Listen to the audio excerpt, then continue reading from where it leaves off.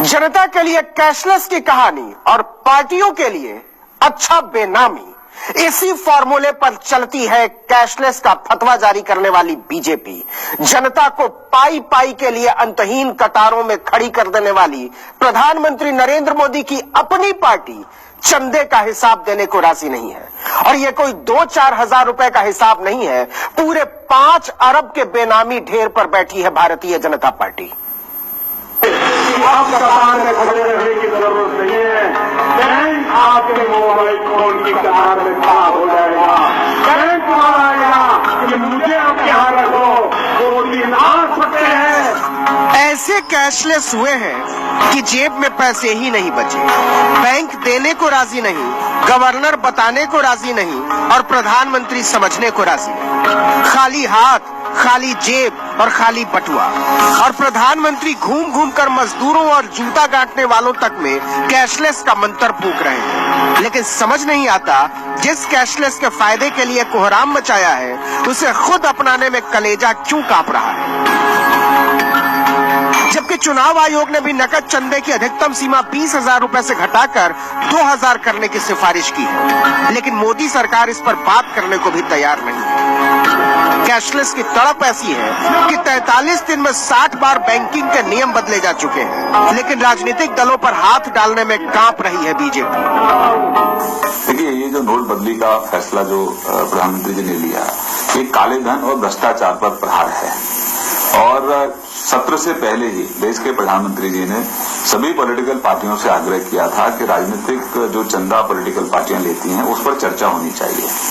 चुनाव से काला धन समाप्त होना चाहिए। मतलब जनता को सताना और बीजेपी के लिए बहाना।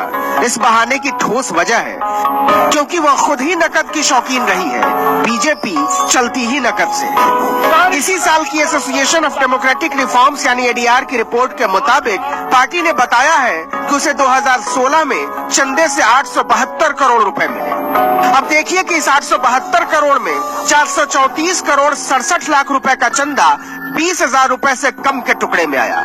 मतलब कुछ बताने की जरूरत नहीं कि वो दानवीर कौन थे जिन्होंने बीजेपी पर अपनी गाढ़ी कमाई लुटाई है।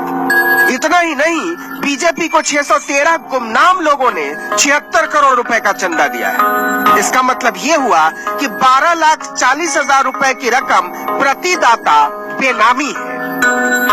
हम लेस कैश इकोनॉमी की तरफ जा रहे हैं, तो निश्चित रूप से बहुत बड़ा चुनाव सुधार है। कोई भी अगर पैसा पॉलिटिकल पार्टियों को देता है तो वो भाई चेक देगा, उससे पारदर्शिता रहेगी, कौन व्यक्ति किस पार्टी को कितना दे रहा है, पॉलिटिकल पार्टी कितना ले रही है।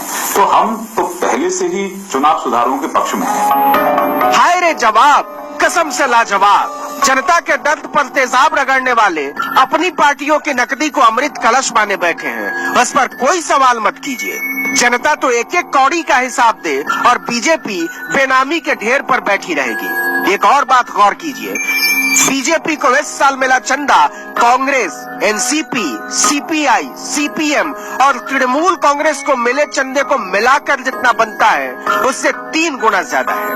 और अरबों के बेनामी के ढेर पर बैठी बीजेपी जिद पर अड़ी है, हम कोई हिसाब नहीं देंगे। तो कैशलेस का कानून बनाने वाले, चलाने वाले और उस पर इठलाने वाले चौड़े होकर नकदी लेंगे और उस पर जनता को चिढ़ाएंगे भी। कुछ समझ में आया? क्या समझे? पार्टी यूं ही चलेगी। Bureau report, news 24। तो पार्टी तो यूं ही चलेगी क्योंकि चंदा क्या है? काले का धंधा है। कोई नहीं पूछता कैसे कमाए, कहां से लाए, कैसे चढ़ाए। आप गरीबों का हक मार कर लाइए, घूसखोरी का लाइए, बेईमानी का लाइए, जालसाजी का लाइए। एक बार अपने पार्टी के पेट में रुपया अर्पित कर दिया तो वो गंगा के समान पवित्र हो गया।